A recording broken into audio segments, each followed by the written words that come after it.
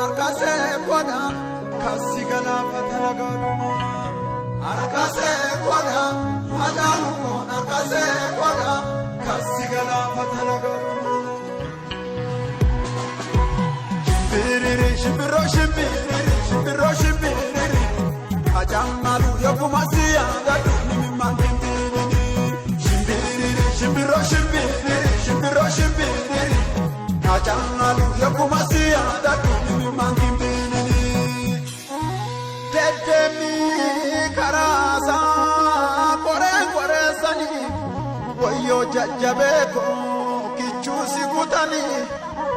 Ilman oromoda daruma fitani Karabisanume jirusano wani Ebisa dunya fayadada Jadi galam fawbada Adunya fita fayadada Kubang kanini tu garada numpane Hajalundesa iti jabalani Agar tu oromo wayo buduksani Wayo bukubani Malo insalbani Malo Jabilo tanko Ya jabilo tanoda jala Kanamanya tu binesa sana Jabilo tako Ya jabilo tanoda jala Kanamanya tu binesa sana Jirtu Innaga musagalen jirtu Shibiro shibiri Ajamalu yokumasiya dadu mimandindiri Shibiro shibiri Ajamalu yokumasiya dadu mimandindiri Kanam sijibani duga jirtu imnan Bekumsan kabani sije sarrasasan Oljede lamisa dubbisu dubdasa dandabe Tale tabachu fachunum nadabe Lammin itti dufe keessa buutuska Hadda hin dandeessu waachuu obsi boqadduka Sirbasaa naammachuuf sagalee dadhabe Sabasaa waammachuuf hin qubee gaggabe Wayyo achuuko, wayyo koodeko, tasuma no birasi dabe. Wayyo achuuko, wayye koodeko, tasuma no birasi dabe. Kubadda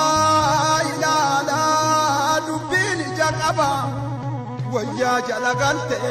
dhiiga tuttuu saba. Qotiyyoo tamadee maaltu biraa rafa. Jeedalti leenca waliin ooltu qofa yaa lammii koo irraa of eega wali seega. Arkase koda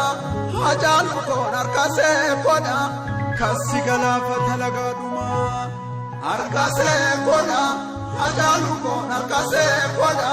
kasigala fatalagaduma Shibiro shibiri Ajamalu yokumasiya dadu mimandindiri Shibiro shibiri Ajamalu yokumasiya dadu mimandindiri Ambo wande sarra waqni robe dirsa Jige akanamne diga chundesa Waltaun sabako gara dibe jiksa Entu walin tabata kerren sablen chamale Ufke sabalesa jande sab amale Amalle nunyati malo akka kale tagalu atagale lench matati ilmo lench ilale kala kofsa targa ofin bekni male malo Jabilo tanko ya jabilo tanoda jala